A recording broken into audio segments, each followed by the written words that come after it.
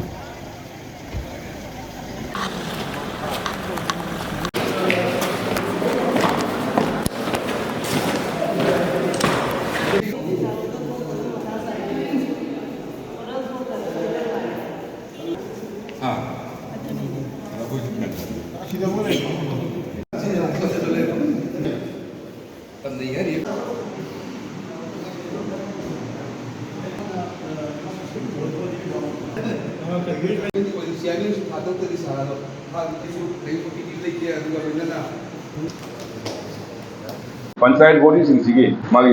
एक नतीबा committee Singh सेमरबा तकना duty commissioner याब मतुंगा जिक था तरुक सुरे एक्सटेंड ऑफिसर ना हंब वहन भी एनी पाफुल पिजरिंग हाई कोर्ट का इंडिविजुअल करने केस हम लाई एडीसी दा अमदी म्युनिसिपल काउंसिल सिंह दा मागी वोट की मतम लेफ्टिबाव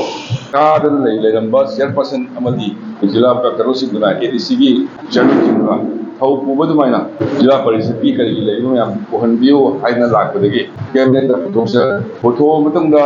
नंगौदना कैबिनेट तगी रिफर तौरेना आई डिपार्टमेंट अम लाई यावदसु आई मसी मनी हौदों जर्नी मरंदी कोई लोकल बॉडी खुदिमक फंक्शन तौदन लेबी आकोंते हेक अनोबा अनक कैबिनेट अमा लाको मतमदा ची ग्रीवांसेस दी आई साना हौदों जर्नी आई डिपार्टमेंट ओइबनिना सेंदोक सके जिरीबाम सी आइना हाप यिंजबदा अदुकी मतिंग सिबगी मरंदी हंदक इरांसिना मरम बरकांदा मणिपुर की जगह खुदिमकता कांग मसेन खरा याम तांगना जगह खुदिमकता अदुकी मतिंग अवाबा sitting fungi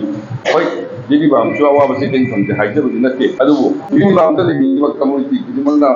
piece Hari सिंगिरकांदा कांगलुक अनिगी तहंदना थांबेबा इमारजेंसी इचनसिंगी मरुमपां साथ्र साथ्रिसिंगी सिगी थौना अमदी सिगी cooperation से सि मणिपुर पुम्मना तमचनिंगाई सिगी थांबेबी सोदा पीबा याम नुवाइतबा हौदों कोरसु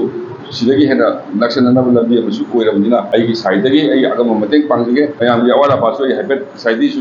नोट तौजबदी तो मयाम लोइना हाइरेना आइना लोइ नंबसु नते तो आइना नंबर जगह जगह दे मतेंग पांगगे आई बोलों को कोरमजरी आइना लेप्चरी जगह से डिस्ट्रिक्ट पंचायत रिसोर्स सेंटर की सरकार ने पीबा मतम था 15 पीबा मतम दुगी मनुंग था 9 दा लोइसनगिबा अदुबा कोई फजनसु तबक सुबिरमी कोई आरईडी रूरल इंजीनियरिंग डिपार्टमेंट जिंगजलगा थागिबनी आइदी मतम अतेनो मतम दा हाइतारेको पीबा मतम दुगी मनुंग सागिबा ऑलरेडी संगार गसे तो सिनब लाक्सबनी लोइना आइना पाइजरिबा डिपार्टमेंट सिगे पीएमजे स्वाई हाइना लेबा आरईडी की रूरल इंजीनियरिंग डिपार्टमेंट की मखासिदा फेज 3 हाइदना कोई फुट 19 दगी तातना पाकपा अदुगा मिचिनदा लोइना चिंगदब लंबी कोई केंद्र वाइज दा जिरी दना ख्वाइदगी हेना हापचरे कोई लंबी अमदी किलोमीटर 10 का खरेन सांगी थोंग अमसु यावी पुन्ना किलोमीटर 29 पॉइंट सम अखोई पीएमजे सवाई 3 सिदा हापचरे अदुगा लोइना कोई फेज 3 सिदा हाप याबा तरी लेदिगे हाइदना इंजीनियर सिंगसु पुजरे मखा ताबा खरगा सर्वे तौबियो